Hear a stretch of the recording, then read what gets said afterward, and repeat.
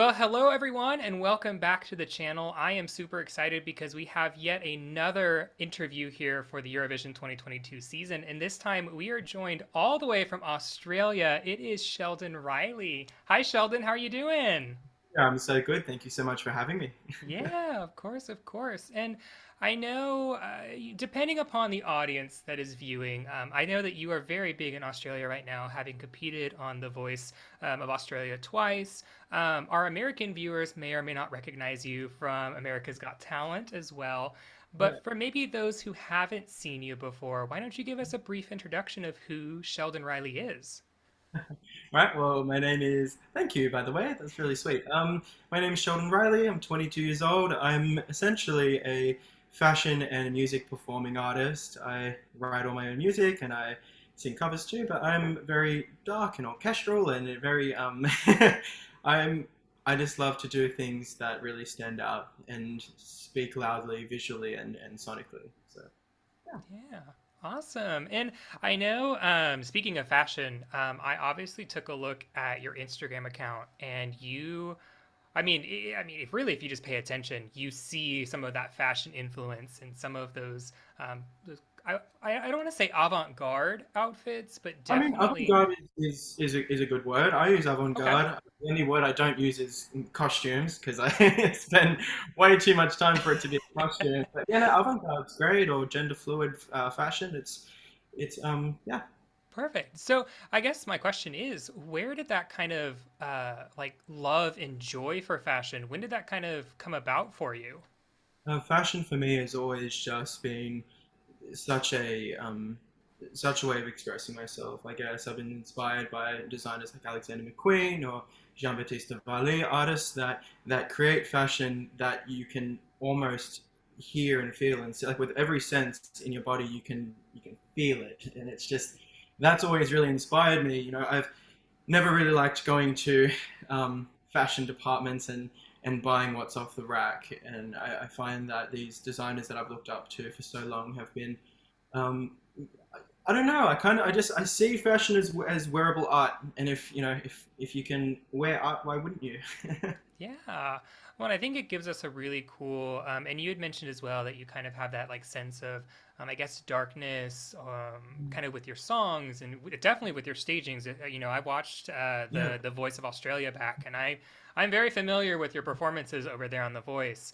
So I guess generally thinking, if you had to come up with maybe, and you may not have an answer to this, but if you had to come up with maybe one outfit that like stands out as like that outfit that you love dearly, is there an outfit out there that you're that attached to? That I've already worn, or that I would like to wear. I mean, Whichever one. yeah, the outfit that really changed the game for me was in my Voice All Stars audition with the spiky shoulders and the crystal veil. I come from a very reserved family. It's very square cut at Hmm. times. So for me, I've always just wanted to push outside that box, and I think that was the first. Like I'd worn lots of very interesting avant-garde outfits prior to that audition, but that one really paved the way for me to go, yeah, this feels right. It can be very high fashion without it looking, even though it didn't look very glued together. It felt very fashion, and that kind of changed the way for me. But in terms of fashion, the outfit that I've got prepped for Eurovision is by far my favorite outfit I've ever worn in my life. So it's very exciting. Okay, all right. So anyone who is watching who's excited about fashion obviously has kind of their eyes have lit up. They're super excited. And we'll get to kind of your Australia Decides song and performance a little bit based off what you can tell us. We'll get to that here in a second. But also going back to Instagram, I had noticed that you had made a post. The date escapes me. I want to say it was probably back in like maybe October, I think, when you were announced, and you mentioned that some of like your like Eurovision like inspirations or favorites were people like Conchita Wurst and Kate Miller Heidke, OG3 and E from the Netherlands. And so I guess outside of the Eurovision bubble, who are some of your musical inspirations? Yeah. Amy Winehouse is I say to everyone is my is my number one inspiration. There was just something about the way it was the first time I heard a song when I had her Back to Black album. The first time I heard a song that made me feel so naughty and so crazy. And in my mind, I remember listening to it and just thinking, I've never heard so much emotion in someone's voice. It was like someone was crying, and you could hear it. So she really inspired just the way that I want to be able to tell a story and the way I want to be able to have my, my tone and my feelings resonate with audiences. But, just a lot of the LGBTQIA standards. I love Gaga. I love I love Lana Del Rey, Billie Eilish, artists who have really pushed boundaries in certain areas. I mean, yeah, Florence and the Machine. I'm really inspired by. There's people with really strong tones where you can pick them out of the bunch. Gotcha. And that does make a lot of sense because I would say, if I was to describe kind of, and I think I probably have to other people, like describe kind of your music and kind of your musical tone, I would say that you have a similar quality to those people that you had just pointed out. Someone who has a very distinct artistic direction and vision when it comes to kind of your music and what sound you like. Um, so, taking that comment and moving it over maybe to Australia Decides, I know that your song's not released. I know that it's going to be coming out here in the next couple of weeks, ahead of everything. But I'm wondering, is your Australia Decides song going to be similar to some of the singles that you've been putting out recently? Or is it a whole new direction for Sheldon?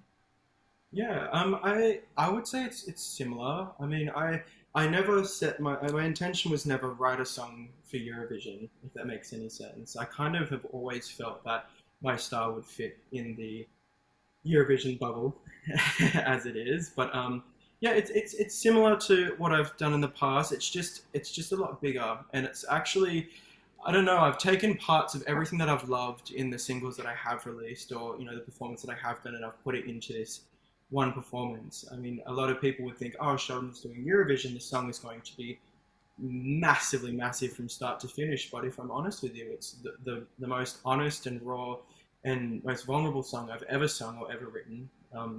And it was actually never meant to be for Eurovision. It was actually never meant to be heard by anyone. It's been something I've been working on for years and years and years, and every time I have felt down, or even every time that I've felt really confident in myself, I'd come back to this song, and once it's released and you hear it, that statement will make a bit more sense. But yeah, it it's in the same wheelhouse. It's just a lot more personal. And I think for people who hear me perform, a lot of people think I'm very dark and very emotional. But this is for the first time um, written really honestly. And I mean, everything I've written has honesty to it, but I've always shielded different parts of me. But this one, yeah, I don't know how to explain it. It's very, yeah, it really opens me up. Gotcha, gotcha. Well, and I think that that's interesting that you mentioned that, that this song obviously wasn't written for Eurovision. I don't really ever think that an artist, unless obviously they're internally selected for a country, is like thinking like, ah, yes, this is a song that's going to go to Eurovision one day.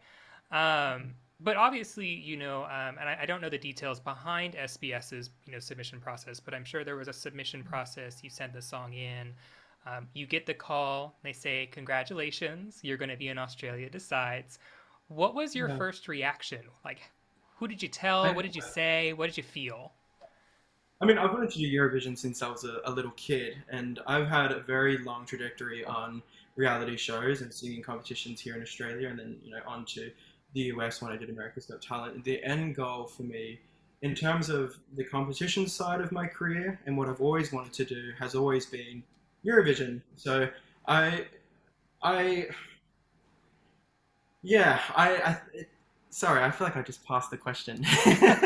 No. I mean, I, like, how did you feel? Like, what went yeah, through your mind?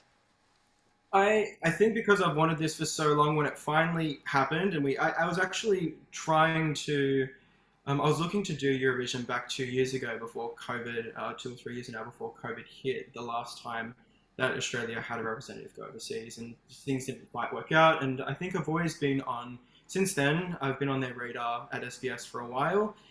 So when the time came this year, and it was definitely like a mutual kind of choice when it happened. So when they called and they said would love to have you, I was ecstatic. I mean, this is something I've been working towards for such a long time, and I I don't know. It's still also surreal to me even talking to people about Eurovision because it's something I've had quiet conversations in the shower with myself about. And for such a long time, even when I was a kid, I would tell people, "Oh, this is my Eurovision song. I'm so excited to perform it." But I was like 10 or 11, talking to myself in the shower about what my song's going to be about. And yeah, it's crazy to me because I really, yeah, it's still a little bit too unreal for me to take in.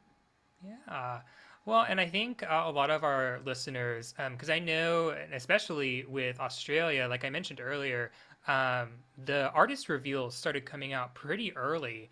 I Yeah, mean, I'm trying to think back. I want to say that the first reveal I think came out like at the end of October or early November. And so I'm sure that this process of kind of obviously doing press and talking about Eurovision and thinking about the staging and doing rehearsals and the recording. So, what has kind of, I guess, the preparation process looked like for you in preparation for Australia Decides? yeah. Again, so long.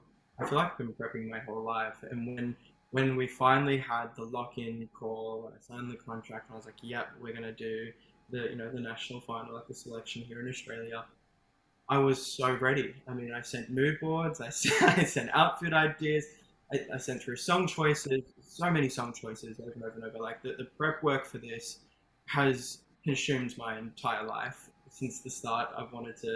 Since wanting to do this, but the last few months have been all about Eurovision and just trying to get it as perfect as what I've always fantasized about. So yeah, it's been a lot of prep time and a lot of thought, and also we're very developed in terms of like Australia. We're very developed in terms of adversity and uniqueness for performers, but I also have always had this kind of fear in the back of my mind that Australia might not be okay with sending someone like myself forward to represent the country. So I think when we talk about prep, I've been so ready with so many different versions of myself. But when we finally had like, versions of myself, as if to say, if they want me, what version of Sheldon, how stripped back, how full on, how crazy, how not crazy. And as soon as I had that call, they were like, "You just come as you are," and that was really the thing for me that made me go, "Yeah, I really want to do this, and there's nothing that's going to hold me back because they have been nothing but supportive of me, and yeah, I'm just excited for it to all be executed." Yeah, well, and I think that that's wonderful to hear. That a broadcaster, you know, isn't trying to get you to do something inauthentic, something that you're not, or like you said, a stripped version of yourself that is more, I guess, consumerable is, I guess, a word that I could use here. But rather, they wanted and they invited you because they want Sheldon Riley and Yeah. who Sheldon Riley is to be on that stage. And that's what's such Um, a big thing for me because imagine me at 6 or 7 years old having little to no representation of anything that I'm doing now. Like there's so much representation for just people doing what they want to be and who they are now. But at the time, me growing up, there was, other than Eurovision, there weren't many people doing this. So I think even now, I'm 22 now, thinking about me doing, participating in Eurovision, it did kind of catch me off guard. I'm like, oh, that's right. I'm at Eurovision. I can do whatever the hell I want. Like that really excited me. Yeah. Well, and we've kind of been dancing around the actual topic of Eurovision, and one thing I wanted to ask you specifically because I remember I was reading an interview with someone else, and you had mentioned as well. You started watching around like 7, maybe 8 years old. Uh, Basically, I guess what I'm curious about is how did you first discover Eurovision? Like, how did you stumble into Eurovision and was like, okay, this is for me. This is something for Sheldon, and I'm obsessed with whatever this is. Yeah, I come from a very religious background, a very religious family. Like I said before, very reserved. So Eurovision wasn't always the first thing on the television for us as a family. But I remember because my grandparents used to watch the news on SBS, and there were different adverts coming up about it, and I was just so fascinated on what it was, and what it, what it was involving. And I remember there was a news break talking about the bearded lady and how crazy that was. And I mean, I'd seen Eurovision before, but never really gotten into it. But when I saw this bearded lady, Conchita, now I know, it completely changed my life. I was like, I need to be involved in this. I want to see what it is. I always wanted to be a singer. I always wanted to do fashion, but seeing that for the first time, like that was so eye-opening to me. And ever since, I've been so addicted to it. You know, Eurovision from Australia is actually quite difficult. You have to wake up. I've got my Eurovision 4:55 a.m. timer to get out of bed, and I don't wake up very easily. But Eurovision every year, you know, those three performances that week for Eurovision every week, every day I wake up at 4:55 a.m. and I get ready to discover brand new talent every year, and the next person that's going to inspire me for the whole year. I haven't been able to stop listening to Barbara Pravi from France or Jean Thez from Switzerland. I haven't physically been able to stop. Still, every day it's playing loud and proud. So yeah, I think the obsession started early, but it hasn't quite died off yet, and I don't quite plan to either. I definitely feel that, especially when it comes to waking up early, because so as we talked about right before we started, I'm here in America, and so I was doing remote press for Rotterdam this past May, and doing interviews with artists, and it was like 3 a.m. my time, so I can really cope here, and I'm like on Zoom, like, oh yeah, it's so nice to meet you, and like pretending like I'm there in Rotterdam, and it's like 5 in the afternoon, and I'm like, But we so. love it, right? And I think it's crazy because so many people are like, oh, it's only a few mornings you have to wake up, but they don't get it. That whole week, I'm up every night watching people's live Instagram stories and just I'm just so being me and doing what I do in Australia. There is very few places I've done it all here, but there are very few places where I really not just feel safe, but feel secure. I'm secure anywhere I perform, but very few places I can go and people really take in everything that I do. So Eurovision has always meant the most to me because I just know when I get there, manifesting if I get there, but when I get there, I'm just gonna be able to do me and not have to think about whether people are going to take in what I do. You Yeah, know. yeah. Well, and you'd mentioned for Eurovision 2021, Barbara Pravi and John's Tears are some of kind of your favorites from that year. Yeah. Do you happen to have any other big favorites from Eurovision history? Yeah, definitely. I've really fell in love with Tamara from North Macedonia. Her song "Proud" really, I I love the sad slow songs. I mean, Eurovision's up and dancing, but the slow ones really get me. Salvador from Portugal, "Stole My Heart," Kate Miller-Heidke, Dami Im, so many performers. Netta when she thanked everyone for choosing different, that changed my life because I never really took in how much that meant to me until after I heard her say it, and I was like, "This is that." There's such a I'm not going to call it a stigma that there's a something about Eurovision that people who don't know it well enough think it's just glitter and it's camp and it's it might be gay or it might be just this crazy festival, but it is so much more than that. I mean, it is those things, but so much more than that. This is people's livelihoods. This is people's passion, their dreams. This is their chance at making their imagination that they had when they were a kid come to life on stage. And for me, always pushing to win and always pushing for people to really take in what I do. When Netta got up and just really stood there and said, "Thank you for choosing different," it made me realize how long I've been, I'm still young, but how long I've been pushing for this and how much I've wanted people to really see what I can do. And I'm proud of what I can do because I can't do much else. But yeah, the whole competition aside, the heart and essence of what Eurovision is really, I really take it in, and I'm so proud to be a part of it now. Yeah. Well, and one thing I also wanted to ask you, because we've also kind of been, I think, dancing around this topic of, how much Eurovision has meant to you, and I think also kind of your journey personally, but also as a musician. And so perhaps, and I don't want to say that all of our viewers may be going through this, but Perhaps if there's a viewer out there who sees themselves in you and perhaps in your story, who's a little bit younger than we both are right now, perhaps what message would you have to them knowing what you know now at 22 years old?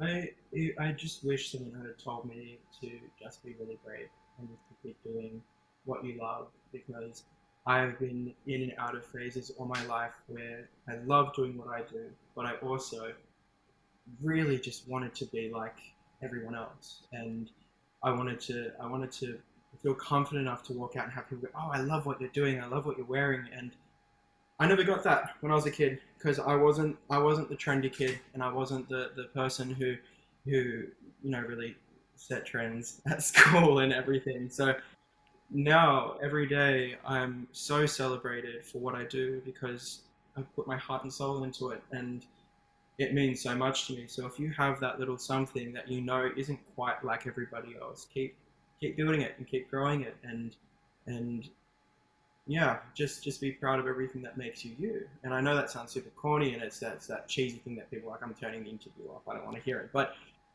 there is nothing more I would have loved to have heard when I was a kid than everything you're doing right now is so perfect. So just keep going. Yeah, no, and I radiate with that message a lot.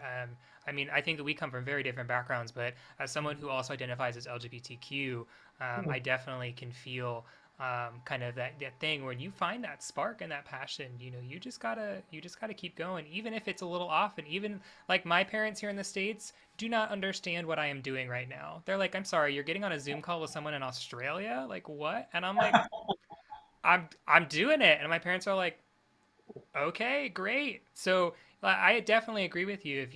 If you're listening out there and you have something that makes you different, makes you stand out, run with yeah. it because being unique is better than just fitting in with someone else. No, 1,000%, a thousand That's percent. Yeah, I awesome, mean, awesome. people have their opinions. They always do. But I think when you take it in and go, I absolutely love what I'm doing, and you look back and go, I enjoyed every second of that. Then why wouldn't you do it, right? Exactly, exactly. Well, I have one final question for you, and this one is probably the easiest question that I'm going to ask you the entire interview. For people who are fans of your work or fans of you because of this interview, where can they find you? Where can they get plugged into their music, to your music, and where can they support you? Yeah, definitely. I push to every music platform, but my music's all on Spotify. If you want to check it out, Sheldon Riley is my handle for almost everything except for TikTok. A fan account's got Sheldon Riley on TikTok, and I can't handle that. Yeah, Sheldon Riley on TikTok, but everywhere else is Sheldon Riley, and I'm always active on everything. I mean, I love social media. I put a lot of time into it. But yeah, check me out Awesome. there. Awesome, awesome. Well, if you have the Twitter handle for TikTok, Sheldon Riley would really like it back. Well, Right. all right. Well, it has been wonderful talking to you, and I want to thank you so much, especially since you are coming and talking to me essentially with I think we have a 13-hour time difference between us, so it means a lot that you set some time aside for me to chat. Of course, like we just mentioned, make sure that you support Sheldon, support his journey over to Eurovision potentially, support his music and everything like that.